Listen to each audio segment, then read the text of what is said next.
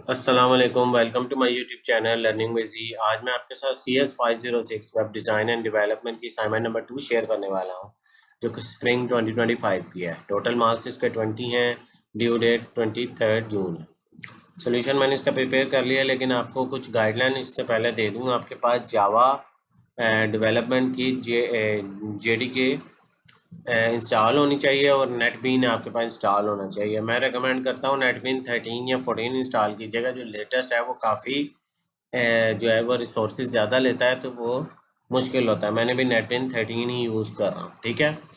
उसके बाद आपको जो चीज़ें चाहिए, उन्होंने आपको कहा है कि आप जिप या रार फाइल में इसको करेंगे। टेक्स्ट जावा या डॉक्यूमेंट फाइल एक्सेप्ट नहीं होगी। 10 से लेके 22 लेक्चर तक इसको आपको इसमें इंक्लूड किया गया है। अब इसको बड़े गौर से देखना है। अगर आप खुद प्रिपेयर कर सकते हैं तो ठीक है, नेटबीन्स या इन दोनों में से कोई डाउनलोड कर लें और जावा डेवलपमेंट किट डाउनलोड कर लें। उसका पता कैसे चलेगा कि जावा जो है वो है इंस्टॉल हुआ है? उन्होंने नीचे आपको दिया हुआ है, ठीक है। मैं आपको दिखाता हूँ। उन्होंने आपको जावा डेवलपमेंट किट का बताया हुआ है कि यहाँ से आप इसे डाउनलोड करेंगे। अगर 24 वर्जन नहीं काम करता, आपको मुश्किल पेश आ रही है, तो फिर आप उससे कोई प्रीवियस वर्जन इंस्टॉल कर सकते हैं। जैसे मेरे पास जो है वो 13 यूज़ कर रहा हूँ मैं, ठीक है। तो आप 15, 16, 17, 18, 19 कोई भी वर्जन जो स्टेबल वर्जन है नेट पे सर्च करके वो आप डाउनलोड कर सकते हैं, ठीक है। उसके बाद आपको नेटबीन के अंदर एक हेलो वर्ल्ड का प्रोग्राम टेस्ट करना है और यू कैन एक्सेस ड्राइवर्स को चेक करना है। इसके बगैर आपका प्रोग्राम नहीं रन हो सकता। ये इनिशियल रिक्वायरमेंट है अपने प्रोग्राम को रन करने के लिए। उसके बाद ये फोल्डर आपने सबमिट करवाना है। ये देखें एसेट्स, जिसके अंदर आपकी डेटाबेस एक्सेस की फ़ाइल होगी, जो आपके अपने VUID से बनेगी, ठीक है। आपकी अपनी VUID होनी चाहिए यहाँ पर। उसके बाद सार्क मेन जावा कॉम, और इसके अंदर आप जाएंगे अपने मेन, तो ये आपकी 3 फाइल्स यहाँ मौजूद होनी चाहिए, ठीक है। और इसके बाद इमेज आपका लगा और टारगेट का फोल्डर यहाँ मौजूद हो। इस सारे को कंप्रेस करके मैंने ये जिप में जिस स्टूडेंट की मैंने प्रिपेयर करके अपलोड की है, ये उसकी आइडिया आपने नहीं यूज़ करनी है। मैं सारा कोड और सारी चीज़ें आपको बता देता हूँ, फिर उसके बाद हम आगे चलते हैं। ये नेटबीन्स ओपन कर लिया, ठीक है। ये कोड वही कोड जो मैंने आपको बताया है, मैं आपको क्लियरली दिखा रहा हूँ कि डाटा पॉइंट डॉट जावा में क्या कोड है। DB हेल्पर का देख लें। यहाँ पर आपने अपनी VUID लिखनी है। बाकी जो कमेंट कोड होता है उसको लिखने की ज़रूरत नहीं है, लेकिन ये चीज़ आपने मेक श्योर करनी है कि आपके पैकेज का नाम जो होगा वो आपने ऊपर अपने हिसाब से मेंशन करना है। अगर आप अपनी फ़ाइल का नाम चेंज करना चाहते हैं तो अपनी क्लास का नाम भी चेंज करेंगे। उसके हिसाब से सारी फाइल्स को आपने अपडेट करना है, ठीक है। ये चीज़ मेक श्योर आपने कर लेनी है, क्योंकि ये इसके बगैर आपका रन नहीं होगा प्रोग्राम। आपकी ज़रा सी भी कोई मिस्टेक होगी तो प्रोग्राम रन नहीं होगा। अच्छा, उसके बाद यहाँ पर आपने अपनी VUID मेन क्लास में यहाँ पर भी अपडेट कर लेनी है, ठीक है। ये मैं इसका पूरा कोड आपको दिखा देता हूँ। मैं नीचे से स्टार्ट हुआ हूँ। इतना कोई ज़्यादा लेंथी कोड नहीं है, ठीक है। बहुत ज़्यादा लेंथी कोड नहीं है। सिर्फ 3 फाइल्स हैं और ये शायद 150 200 लाइन तकरीबन बनती होंगी सारी मिला के।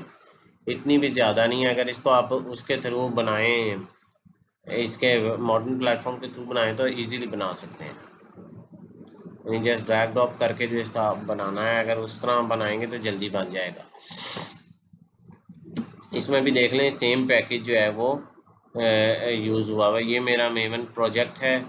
इसमें एसेट सार और टारगेट ये तीनों चीज़ें शो हो रही हैं, ठीक है।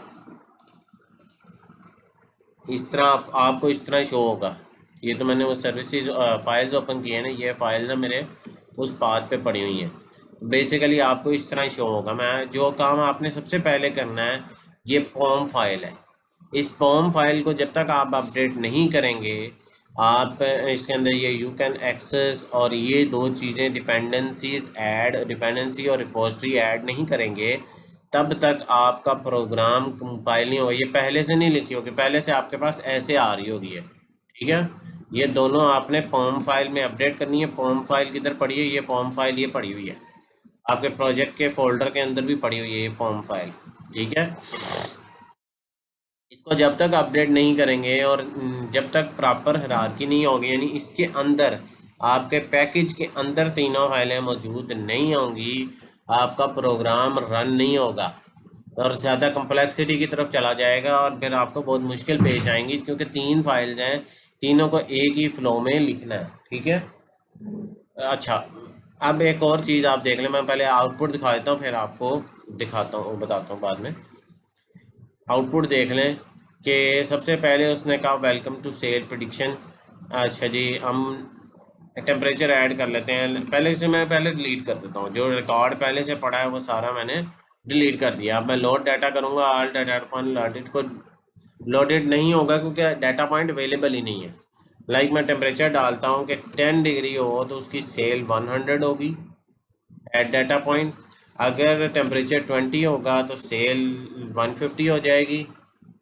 अगर टेम्परेचर 30 होगा तो 300 हो जाएगी।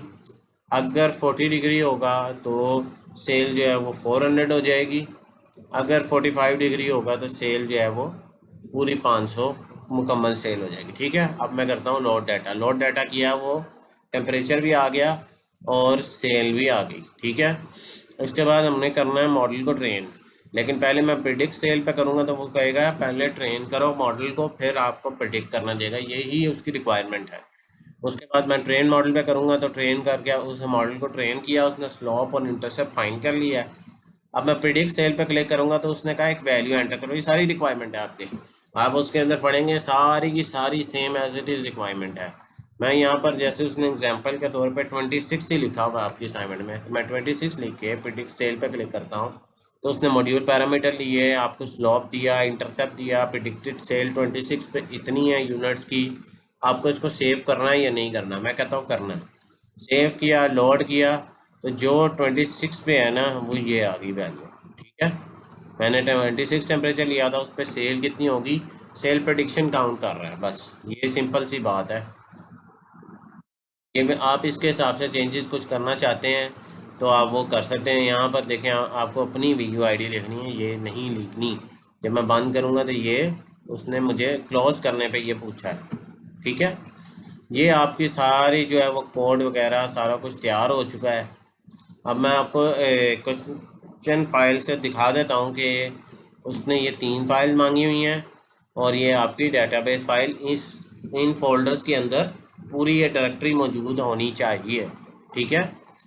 अब उसमें देख लें कि वो सबसे पहले जो कह रहा है कि इस तरह का आउटपुट होना चाहिए, इसमें चेंजेस आप करना चाहते हैं तो अपने हिसाब से कोई कलर वगैरह थीम की चेंजेस कर सकते हैं, कोई इसमें वो हार्ड एंड फास्ट रूल नहीं होता। उसके बाद वो देखें नंबर है, टेम्परेचर है, सेल है।